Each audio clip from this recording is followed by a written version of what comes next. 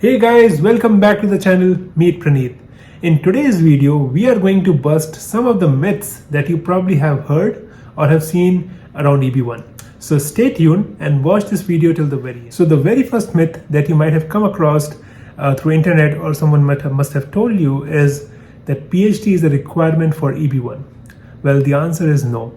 Only an advanced degree is required to qualify for EB-1, and both masters and PhD can qualify for EB-1.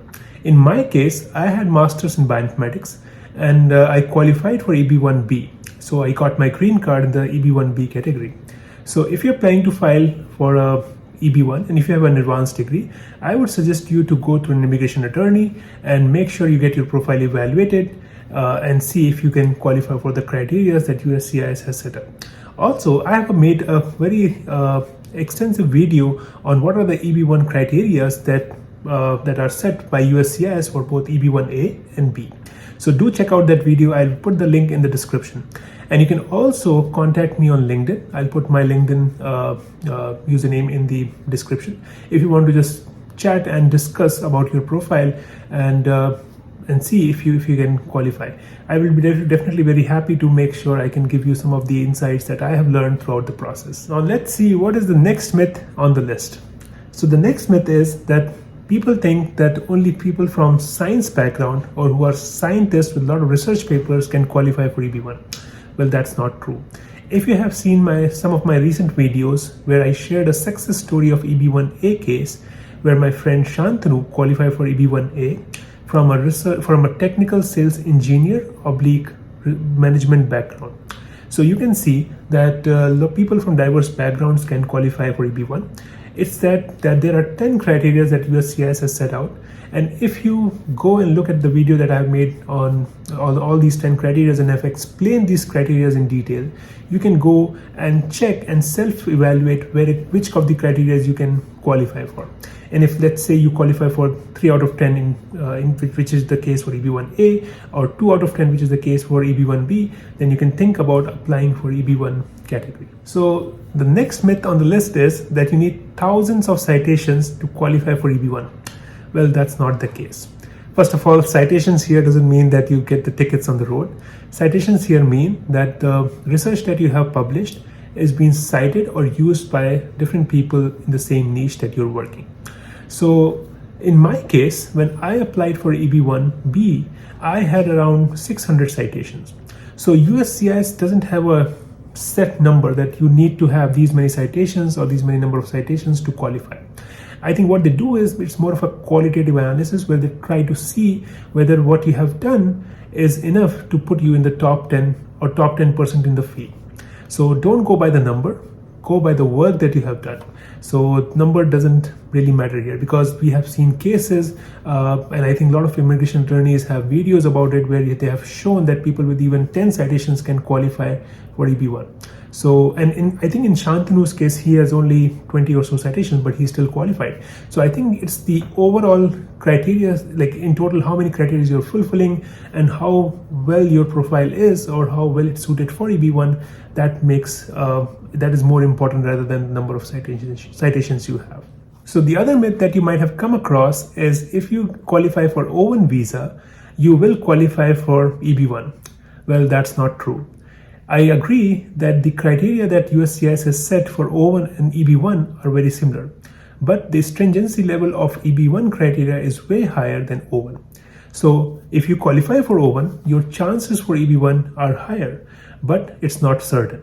So I would definitely recommend that you should apply for EB-1 if you get your O1, but it's nowhere that USCIS say that it's certain that you'll get EB-1. So don't get your hopes high. Get your profile evaluated by an immigration attorney and then make sure that are you eligible and should you apply for EB-1. So the other myth that you might have come across is qualifying for criteria is enough. Well, that's not true, because USCIS performs a two-way analysis. It's quantitative and qualitative. So in the quantitative phase, they first see how many criteria you qualified for. So for EB-1A, you should qualify for 3 out of 10. And for EB-1B, you should qualify for 2 out of 10.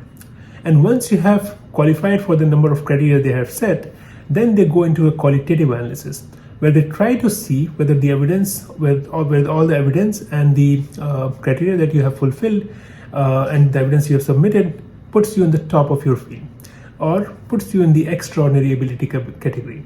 And once they are satisfied, then they'll take action on your case. Let's move on to the next myth, which is you have to be in US to file for EB-1 green card. This is not true. You can file for EB-1A green card from your home country if you qualify for the criteria that USCIS has stated. For EB-1B, you have to have an offer of employment, and generally speaking, most of the times EB-1B is filed by the people who are already in US. But you can still file for EB-1B if you have an offer of employment and you have met the criteria that USCIS has set forth. So let's see the final myth that I have today for this video, and that is RFE means rejection. So RFE first of all stands for request for further evidence. And I always see RFEs are positive sign. That means USCIS is evaluating your case or studying your case actively, and they have some questions and they require some evidence.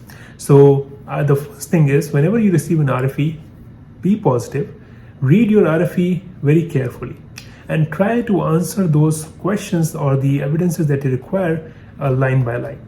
And once you have fulfilled, and I think if you're working with an immigration attorney, then they will always be able to help you answer those questions or provide those evidences that USCIS requires. And I think once you have provided those answers and the evidences that they require, USCIS should not have any problem moving forward or making a decision or taking a decision on your case. So do not think that RFEs are bad. RFEs are good sign. That means your case is actively being reviewed. I hope you enjoyed today's video. If yes, then please hit the like button, share it with your friends, family and colleagues, and also consider subscribing to the channel. In today's video, as you have seen, we have busted the myths that are floating around EB-1. And if you think that this video has helped you, please share it with as many people as you can. And also, if you have recently qualified for EB-1, and if you want to share your success story, please feel free to reach out to me on LinkedIn or in the comment section. I'll be very happy to talk to you and get your story out to all the other people who are planning to file EB-1. So the motive is to help as many people as we can. So if you have any questions, feel free to reach out to me, drop in your comments, and I'll be very happy to answer them. And I'll see you in the next video very, very soon.